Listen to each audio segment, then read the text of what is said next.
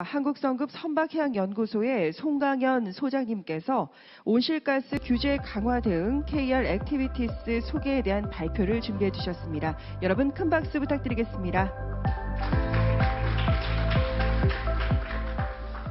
네, 안녕하십니까. 한국성급 연구소장 송강현입니다. 앞선 그 세 분의 연사께서 MEPC 75차에서 개정된 협약에 대해서 아주 상세하게 설명을 해주셨는데요.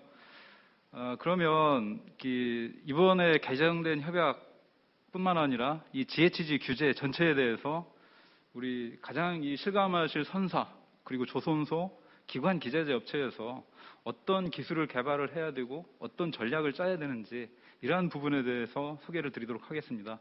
그리고 아울러 KR에서 현재 수행하고 있는 구체적인 그 활동들에 대해서 소개를 드리도록 하겠습니다.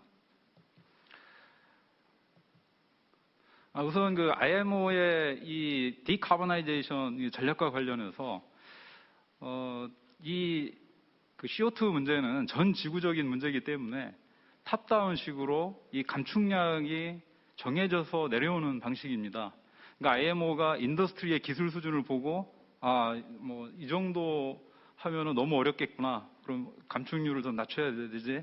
이런 개념이 아니라 탑다운식으로 지구 환경을 보존하기 위해서 이 정도 감축을 해야 한다는 식으로 내려옵니다. 이 말은 무엇이냐면은 인더스트리에서 이러한 기술 개발을 반드시 해내야 살아남을 수 있다라는 뜻이죠. 그리고 전체적인 이 타겟은 아까도 발표가 되었지만 2030 선박 개개의 선박이 효율을 40%, 2050년에는 70%를 달성을 해야 되고 전체 이 마리타임 인더스트리가 내뿜는 CO2는 2008년 대비 50%를 감축을 해야 됩니다. 근데 마리타임 인더스트리가 계속 커가는 걸 고려한다 그러면 이 50% 증가는 거의 효율로 보면 80% 이상의 감축을 하라는 정도의 굉장히 크리티컬한 이런 규제가 되어 있고 이것에 대해서 각 인더스트리는 단기, 중기, 장기의 대책을 마련을 해야 됩니다. 시작하기 전에 클락슨에서 2020년에 나온 이 그래프입니다. 연료가 FO, LNG, 카본 프리, 암모니아나 수소로 세 가지로 구성이 되었다고 했을 때 향후에 오더하는 톤수를 뜻하는데요.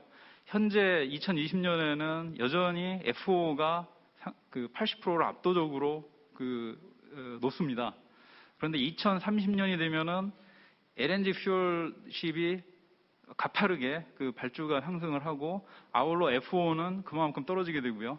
2030년부터 카본 프리 암모니아나 수소 연료가 급증을 하게 됩니다. 이것은 선박의 수명을 20년으로 봤을 때 2050을 달성하기 위해서는 이미 2030부터 이미 발주가 시작된다는 이런 뜻이고요.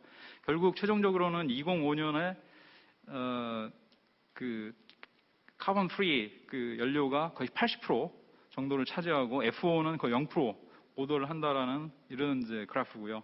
아주 시사하는 바가 크다고 볼 수가 있겠습니다.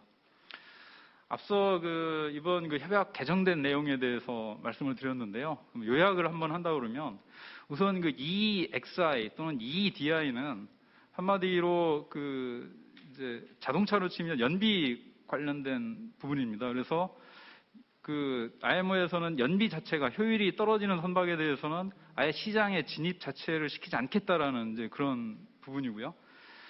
CII 같은 경우에는 예를 들어 자동차가 연비가 아무리 좋아도 비탈길을 다닌다든지 또는 급가속, 급정거를 한다든지 이런 아퍼레이션 측면에서 나쁘게 운영을 하면은 실제 연비는 나빠질 수밖에 없죠. 선박도 마찬가지라고 보고요.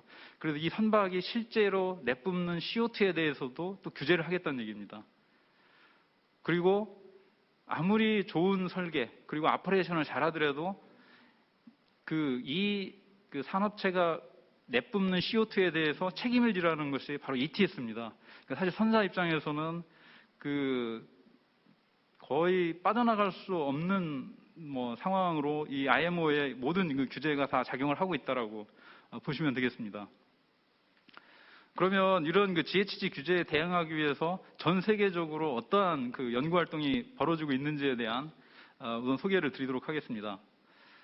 첫 번째 보여주시는 것이 FO 대비 LNG 그 암모니아, 그 수소의 그 경제성 관련된 내용입니다. 쉽게 말씀드려서 그 FO를 1로 봤을 때 그 연료 탱크 크기로 보면은 LNG는 1.5배 커져야 되고 암모니아는 2.7배, 뭐 수소는 4배의 탱크 용량이 커져야 됩니다. 그러니까 암모니아, 수소는 FO 대비 카고 탱크 하나 정도의 를 연료 탱크로 써야 되는 정도로 해서 현재로서는 LNG FO가 암모니아, 수소 대비 압도적으로 경제성이 높습니다. 자, 그럼에도 불구하고 우리가 암모니아, 수소를 계속 얘기할 수밖에 없는 것이 암모니아, 수소에 방금 ETS, CI와 같은 인센티브가 같이 주어지기 때문에 LNG하고 암모니아, 수소가 같이 이제 점차적으로 이런 탄소세나 이런 것이 가격이 상승이 되면은 언젠가는 경쟁이 되는 거고 그것이 2030년 정도부터 이게 바뀔 거라는 이제 부분이 분석이 가능합니다.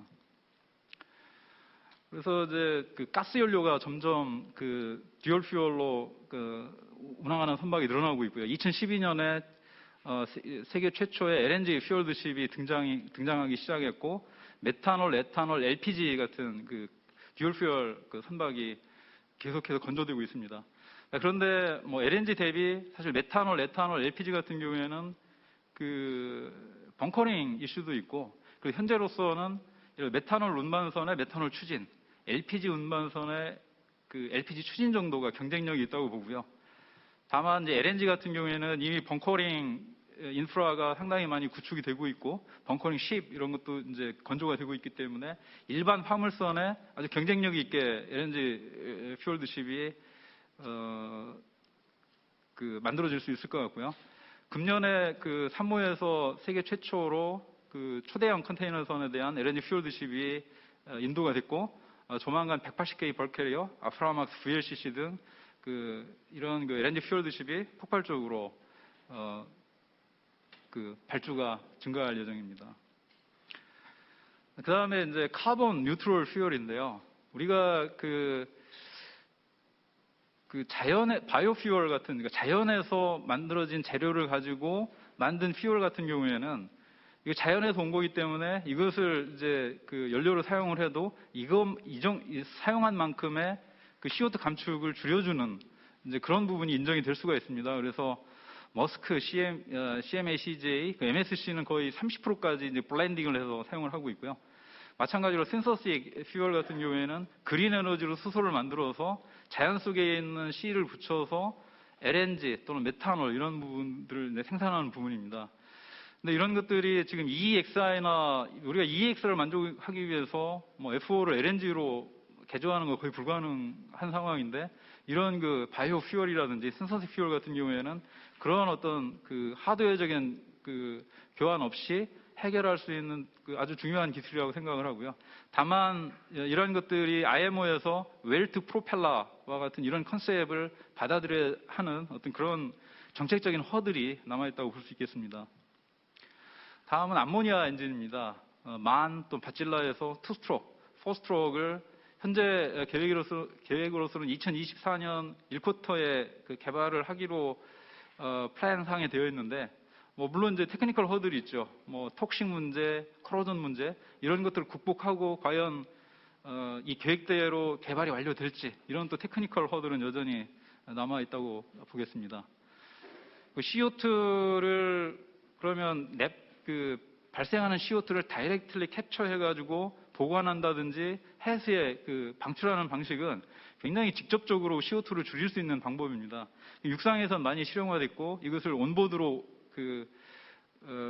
탑재하는 기술 그리고 CO2를 캡처링해서 저장할 거냐 배출할 거냐 또는 이제 배출을 할 때 환경적인 문제가 있을 거냐 없을 거냐 이런 부분에 연구가 좀 많이 진행이 되고 있고요. 그다음 전기 추진 관련해서 현재는 이제 소형 선박의 경쟁성이 있지만 향후에는 대형 선박으로도 경제성을 확보할 수 있을 거로 여겨집니다. 그리고 아마 두 번째 세션에도 이런 어떤 CO2 절감의 솔루션으로 에너지 세이빙 디바이스가 많이 논의가 될 건데요. 사실 수많은 이런 에너지 세이빙 디바이스가 있습니다. 에어 루브리케이션, 세이버핀, 러더 벌브, 도료 그리고 이 오른쪽에 보시면은 풍력을 이용한 로타세일 이런 것들이 많이 개발이 되고 있고요. 다만 이제 이러한 투입 대비 어느 정도의 페이백을 줄 수 있을지 그런 코스트 부분에 그러한 이제 분석이 여전히 이제 필요한 상황이라고 볼 수 있겠습니다. 그러면 이제 KR의 실제 GHG 에미션에 대응하기 위한 활동에 대해서 소개를 드리도록 하겠습니다. 우선 아까 세 분의 연사가 말씀드린 것처럼 이제 제일 중요한 것은 결국 IMO 협약이 어떻게 바뀌느냐입니다. 현재 IMO 협약이 어떻게 되어 있고 향후에 IMO 협약이 어떤 식으로 이제 바뀌게 될 건지 이러한 부분을 정확히 파악하는 것이 가장 이제 중요한 문제일 것 같고요.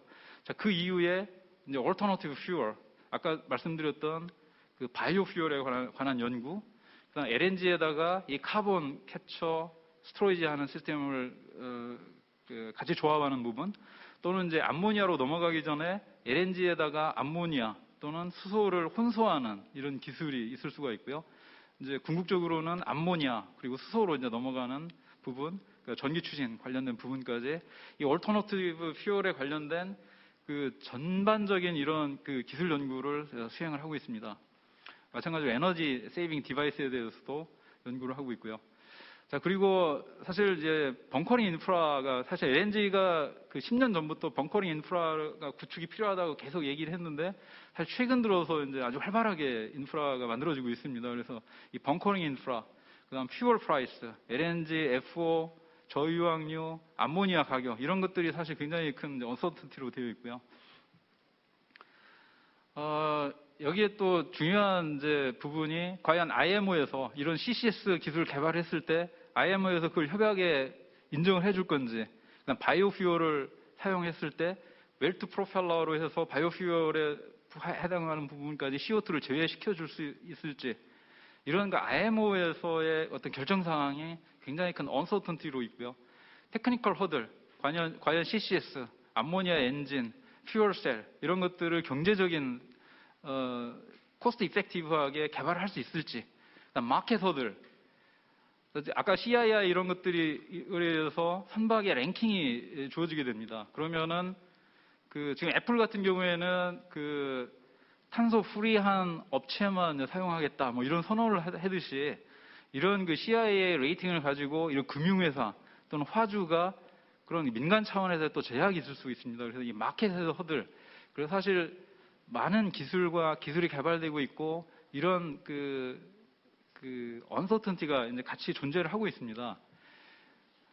그래서 이제 우리가 접근하는 방식은 바이오퓨얼 하나, CCS, 암모니아 이렇게 개개의 기술의 개발에 굉장히 충실해야겠지만 이 하나를 봐서는 안 될 것 같고요.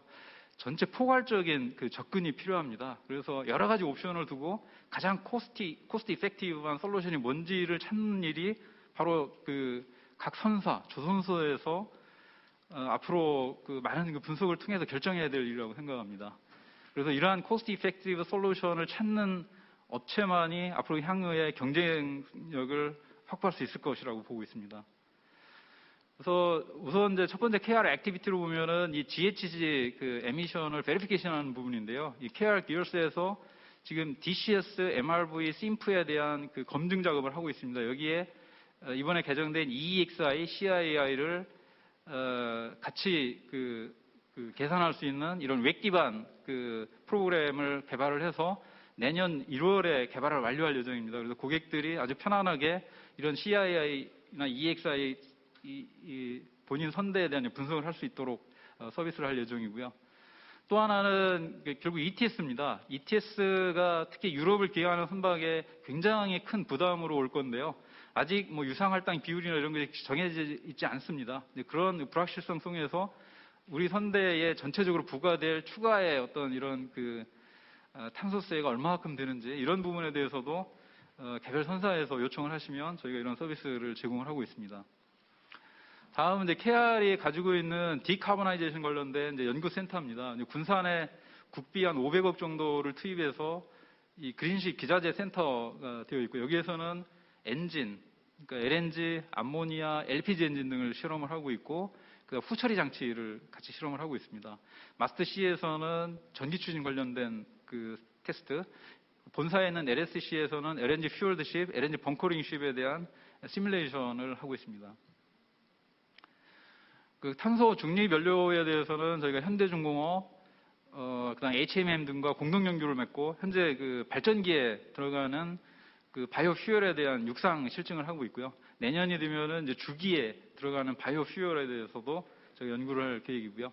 신서식 퓨얼 만드는 부분, 그다음 풍력을 이용해서 파워 투 가스로 해서 수소를 생산하는 이런 과제에 참여를 하고 있습니다.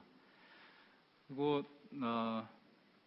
국내 엔진 제작사와 LNG 그 엔진, 그 LPG 엔진 향후에 이제 나중에 암모니아 엔진으로 개발까지 갈 것 같고요. 내년 정도에는 이 산자부에서 추진하고 있는 암모니아 엔진 개발에도 국내 엔진 업체와 같이 연구를 시작할 예정입니다. 다음 CO2 캡처링 시스템에 대해서 어떻게 CCS를 개발을 하고 CO2를 어떻게 처리할 건지, 그리고 또 중요한 부분이 IMO의 협약에 반영을 하기 위해서 다큐멘터리를 제출을 하고 결국에 EEDI 산식에 이런 CCS를 고려하게 하는 이제 이런 연구를 수행을 하고 있습니다. 그리고 암모니아 관련해서는 저희가 지속적으로 어떤 그 선박 연료로서의 암모니아에 대한 그 이런 문서를 개발을 해서 그 IMO에 제출을 하고 있고요. IMO 벙커링 베슬, 또 암모니아 추진 이런 부분에 대해서 엔진사와 선사들과 같이 공동 연구를 수행을 하고 있고, 아마 내년에는 그 세계 최초로 죄송합니다. 암모니아 추진 가이드라인을 배포할 예정입니다. 수소 관련해서는 뭐 그 한국에서 그린 뉴딜을 선언하면서 해외에서 수소를 생산하고 이것을 도입을 하고 소비하는 이 3단계로 진행을 하고 있고요.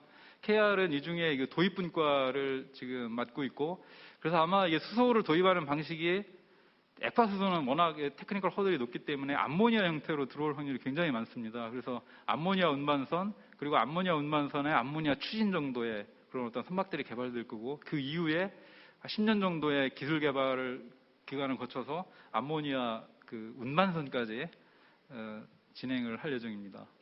암모니아 추진, 암모니아 운반선 관련된 부분이고요. 그다음 전기 추진 관련해서 뭐 그 직류로 대전반을 그 바꿔서 테스트하고 전기 추진해서 저희가 소형 그 전기 추진선을 개발을 해서 지금 테스트를 하고 있습니다. 그리고 아마 두 번째 세션에도 이런 그 아퍼레이션 그 빅데이터를 이용한 운항 효율 그 증가에 대한 연구를 소개를 하실 텐데요. 결국에 요즘 뭐 디지털라이제이션, 디카보네이션 하는데 그 두 기술이 떨어져 있는 것이 아니라 이런 그 지금 HMM 같은 경우에도 뭐 여러 가지 그 선대의 그 실시간으로 많은 선박의 데이터를 육상으로 전송을 하고 있는데 그런 그 데이터를 분석을 해서 이제 가장 오른쪽에 보면은 신조시와 현재 성능을 비교를 해서 그 이제 성능이 떨어지는 이유가 파울링이냐, 에이징이냐, 아니면 아퍼레이션의 문제냐 이런 걸 통해 가지고 문제를 식별을 하고 운항 효율을 개선을 하고 있습니다. 아마 더 많은 데이터가 쌓이고 더 많은 분석 기술이 고도화되면은 운항 효율은 더 높아질 거로 생각을 하고, 이것이 결국 이제 CI하고 연결이 되는 부분입니다. LNG 벙커링 시뮬레이션에 대해서 우리가 그 LNG 퓨얼드식 벙커링 선박에 대한 그 실시간 그 시뮬레이션을 통해서 선원들에 대한 교육 시스템을 하고 있고요. 그다음 이제 그 벙커링을 실제 쉽투십에 대한 벙커링 절차를 개발하고 지난주에 DSM에서 세계 최초로 이 벙커링 쉽투십을 이제 완료를 했습니다. 결국에 마지막 페이지인데요.